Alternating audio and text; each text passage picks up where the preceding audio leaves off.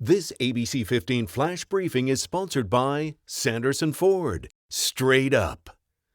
I'm Faye Fredericks with your top stories from ABC15 Arizona. New details in the West Valley shooting spree that left one person dead. 19-year-old Ashen Tricarico now behind bars on $1 million bond. He was arrested Thursday after investigators say he randomly shot at other drivers and passerbys while driving around Peoria and Surprise.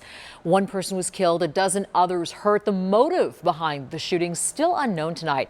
But according to court records, he allegedly told police he was involved in a shooting last month as part of his job as a security guard and said he felt like people were after him. We're also learning more about how this shooting spree came to an end. Law enforcement officials hailing the teamwork after a surprise firefighting crew tuned into radio traffic surrounding the shooting and spotted the car police were looking for, immediately relaying its whereabouts. Short time later, the suspect was arrested near 147th Avenue in Grand without incident.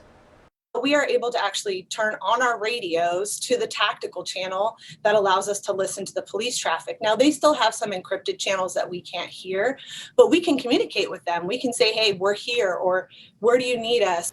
Yeah, that wasn't always the case. She says 9/11 brought so many changes when it comes to radios and the need to communicate, recognizing they had so many different agencies in the Twin Towers that couldn't talk to each other.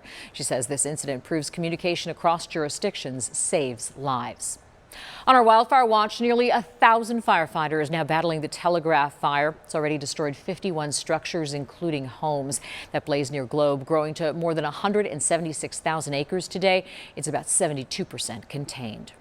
We're only halfway into the year and already 2021 has had a record number of new wildfires. Arizona seeing several massive fires over just the last few weeks. Data from the Bureau of Land Management shows more than 1 million acres of land in the U.S. have burned this year. That's the highest we've seen in a decade. Researchers are particularly concerned about the high desert Great Basin region that spans Utah, Nevada, and eastern Oregon. They say the standing dead grass along with high temperatures dramatically raises the risk of wildfires there. And help is on the way for Arizona. This morning, Governor Doug Ducey signing the wildfire relief bill. The package will create a $100 million fund to help respond to wildfire emergencies. Some of the money will also go to flood prevention as well as payments to affected property owners. Tracking COVID-19 now, these are Arizona's numbers across the state. 364 new cases and 13 new deaths reported today. So far, about 42% of all Arizonans are fully vaccinated.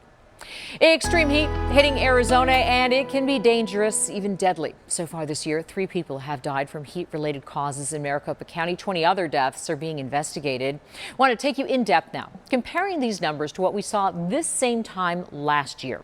As of June 12th, 2020, 3 deaths had been confirmed and 28 were being investigated. Now, keep in mind, 2020 was the deadliest year on record for Arizona when it comes to heat. More than 500 people statewide died from heat-related causes. Tracking some other headlines from around the valley now. An Arizona medical student arrested accused of making terrorist threats. Glendale police say the dean of Midwestern University called them to report Mona Asadi's threats. She's accused of making a bomb threat through a text message and sending out an email with hundreds of students' names saying she wanted to kill them. The dean says the woman was doing poorly in school and was set to be removed from the university. And some sad news to share tonight. A man who disappeared while fishing at the Salt River Wednesday was found dead. Police now investigating his death. They say there were no suspicious circumstances.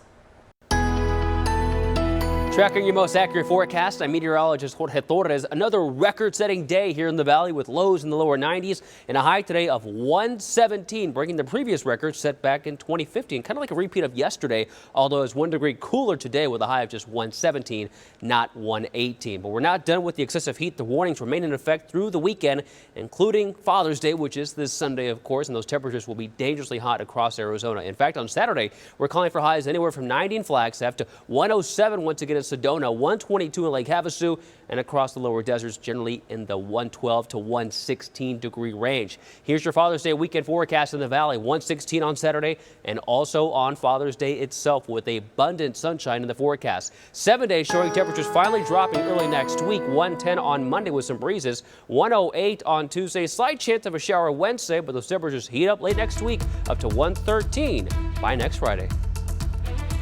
For the latest headlines, weather, and traffic, head to abc15.com or download the free ABC15 mobile app.